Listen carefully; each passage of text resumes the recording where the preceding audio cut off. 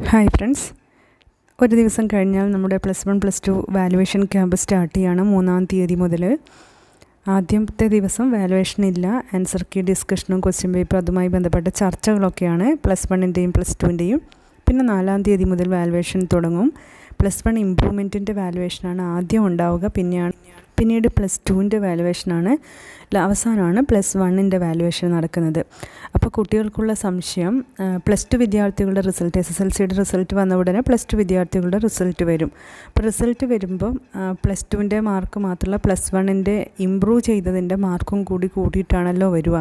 അവരുടെ മാർക്ക് നമുക്കറിയാം, ഒരു പേപ്പർ നമ്മൾ ഇമ്പ്രൂവ് ചെയ്താൽ ഓൾറെഡി നമുക്ക് +1ന് കിട്ടിയ മാർക്കിനേക്കാൾ കൂടുതൽ കിട്ടിയിട്ടുണ്ടെങ്കിലേ നമ്മുടെ ഇമ്പ്രൂവ്ഡായ മാർക്ക് പരിഗണിക്കേണ്ടതുള്ളൂ.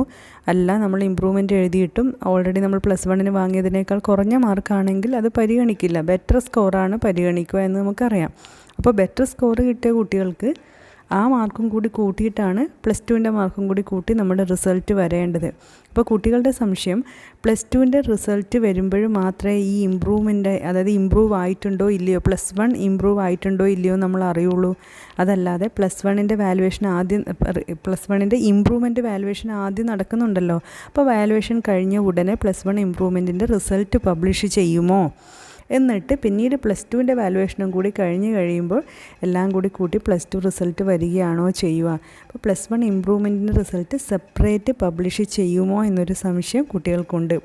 സ്വാഭാവികമായിട്ടും മുന്നേ ഒക്കെ +1 ഇമ്പ്രൂവ്മെൻറ്റ് ഇങ്ങനെ ഒരു ലാസ്റ്റ് മാർച്ച് മാസം മറ്റ് +2 എക്സാമിൻ്റെ കൂടെയല്ല നടക്കുക, അല്ലെങ്കിൽ +1 വിദ്യാർത്ഥികളുടെ എക്സാമിൻ്റെ കൂടെയല്ല നടക്കാറ്. +1 റിസൾട്ട് വന്ന് കഴിഞ്ഞ് ജൂലൈയിലോ ഓഗസ്റ്റിലോ സെപ്റ്റംബറിലോ അല്ലെങ്കിൽ ഒക്ടോബറിലോ ആയിട്ടാണ് ഇമ്പ്രൂവ്മെൻറ്റ് നടക്കാറ്. ആ ഇമ്പ്രൂവ്മെൻറ്റ് വാലുവേഷൻ കഴിഞ്ഞിട്ട് ആഴ്ചകൾക്കുള്ളിൽ റിസൾട്ട് വരികയും അതിന് സെപ്പറേറ്റ് മാർക്ക് ലിസ്റ്റും വരാറുണ്ട്. ഇമ്പ്രൂവ് ആയ കുട്ടികളുടെ ആ മാർക്ക് +2ൻ്റെ റിസൾട്ടിൻ്റെ കൂടെ പരിഗണിക്കപ്പെടും. ഇതെല്ലാം സോഫ്റ്റ്വെയറിൽ കോപ്പിയായി എവിടെ വരുന്നുണ്ട് എന്നുള്ള കാര്യം നമുക്കറിയാം, ഡയറക്ടറേറ്റിലേക്ക്. അപ്പോൾ ഇവിടെ ഇപ്പോൾ കുട്ടികൾക്ക് ഈ +2ൻ്റെ കൂടെ എക്സാം നടന്നതുകൊണ്ട് ഇനി ഇതിൻ്റെ ഇടയിൽ +1 ഇമ്പ്രൂവ്മെൻറ്റിൻ്റെ റിസൾട്ട് പബ്ലിഷ് ചെയ്യില്ലേ എന്നൊരു സംശയം ഒത്തിരി പേർക്കുണ്ട്, നമുക്കുമുണ്ട്. പക്ഷേ അതിന് കൃത്യമായൊരു മറുപടി എവിടെയും നമ്മൾ സർക്കുലർ പ്രകാരമൊന്നും ഇതുവരെ കണ്ടിട്ടില്ല. പക്ഷേ നോർമലി റിസൾട്ട് പബ്ലിഷ് ചെയ്തേ പറ്റുള്ളൂ. അപ്പോൾ +1 ഇമ്പ്രൂവ്മെൻറ്റിൻ്റെ വാലുവേഷൻ ആദ്യം നടക്കുന്നു. എത്ര ദിവസം ഉണ്ടാവും ചോദിച്ചാൽ അതൊരു 2 ദിവസമോ മറ്റോ മാക്സിമം ഉണ്ടാവുള്ളൂ. അത്ര കുട്ടികളല്ലേ ഇമ്പ്രൂവ് ചെയ്യുന്നുള്ളൂ. പിന്നെ വാലുവേഷൻ ക്യാമ്പിൽ എല്ലാ ടീച്ചേഴ്സും പങ്കെടുക്കുന്നുണ്ട്. സാധാരണ ഇമ്പ്രൂവ്മെൻറ്റ് വാലുവേഷന് കുറച്ച് ടീച്ചേഴ്സിനെ നിയർ ബൈ ക്യാമ്പിൻ്റെ അടുത്തൊക്കെയുള്ള ടീച്ചേഴ്സിനെ വിളിക്കേണ്ടി വരാറുള്ളൂ.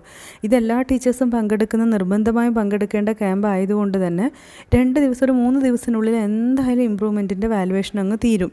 അതായത് ഈ ആഴ്ച തന്നെ 3-ാം തീയതി തുടങ്ങിയ 4, 5, 6 ഈ വീക്ക് തന്നെ ഇമ്പ്രൂവ്മെൻറ്റിൻ്റെ വാലുവേഷൻ അങ്ങോട്ട് തീരും. അപ്പോൾ ഇമ്പ്രൂവ്മെൻറ്റിൻ്റെ വാലുവേഷൻ തീർന്നു കഴിഞ്ഞാൽ അതിൻ്റെ അപ്പോഴേ തന്നെ അതിൻ്റെ മാർക്ക് പ്രത്യേകം മാർക്ക് അപ്ലോഡ് ചെയ്യാൻ പ്രത്യേകം വിങ്ങുണ്ട്, പ്രത്യേകം ചാർജുള്ള ടീച്ചേഴ്സ് ഉണ്ട്. അവർ മാർക്ക് അപ്ലോഡ് ചെയ്യുന്നു. ഒരാഴ്ചക്കുള്ളിൽ തന്നെ വേണമെങ്കിൽ ഇമ്പ്രൂവ്മെൻറ്റ് റിസൾട്ട് പബ്ലിഷ് ചെയ്യാം.